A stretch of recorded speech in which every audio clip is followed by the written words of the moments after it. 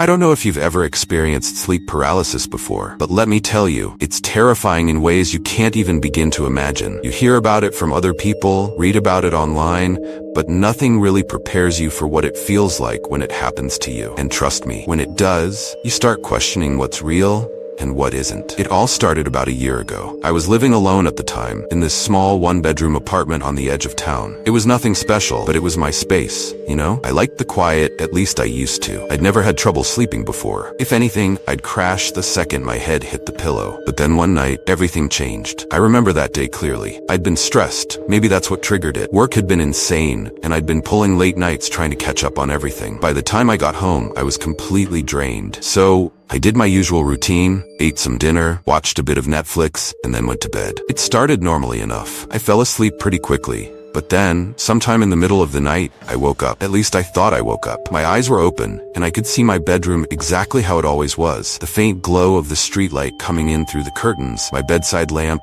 the door slightly cracked open. But something was off. I couldn't move. Like I was fully awake, but my body wouldn't respond. I tried to sit up, but it was like my body didn't belong to me anymore. I couldn't even scream. My throat felt like it was glued shut. At first, I told myself it was just a dream. It had to be, right? I'd heard of sleep paralysis before, but I'd never experienced it, so I didn't even think it was real. But this felt too real to be a dream. That's when I felt it. You know how when someone walks into a room, even if you can't see them, you can feel their presence? It's like the air shifts, gets heavier, denser. Well, that's exactly what happened. The room felt different, like I wasn't alone anymore. I couldn't see anyone, but I knew something, or someone, was there with me. My heart was pounding so hard, I thought it would explode. I tried again to move, to scream, but it was useless. All I could do was lie there, wide-eyed, completely helpless. And then, I saw it. In the corner of my room, just beyond the edge of the bed, something started to move. At first, it was just a shadow, something small and faint, like the light was playing tricks on me. But then it grew.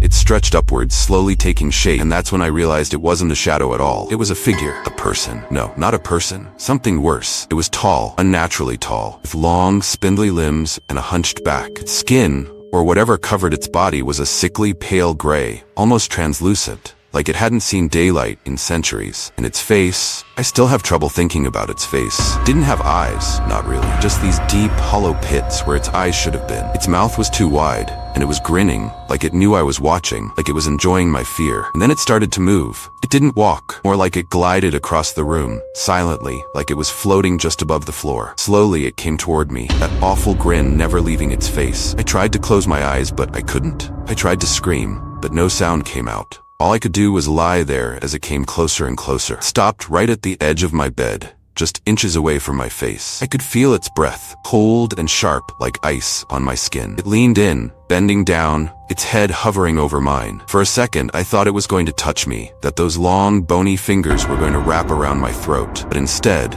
it whispered. Its voice was low, raspy, like the sound of wind through dead leaves. I couldn't understand what it was saying at first. The words were foreign, like nothing I'd ever heard before. But somehow, I knew exactly what it was trying to say. I'm watching. My whole body tensed. I wanted to cry, but I couldn't even do that. It felt like hours had passed, just lying there, trapped, with this thing hovering over me. And then, as quickly as it had appeared, it started to fade. Didn't walk away or disappear suddenly. No. It just slowly faded into the darkness, like a shadow melting into the night. The room felt lighter again, but I was still frozen. I don't know how much time passed before I finally regained control of my body. When I did, I shot up in bed, gasping for air like I'd been drowning. My entire body was soaked in sweat, my heart was racing, and I felt like I'd just run a marathon. The first thing I did was look around the room. I turned on every light, checked every corner, but there was nothing. It was just me, alone. But the feeling, that presence, I could still feel it lingering, like it was hiding, watching,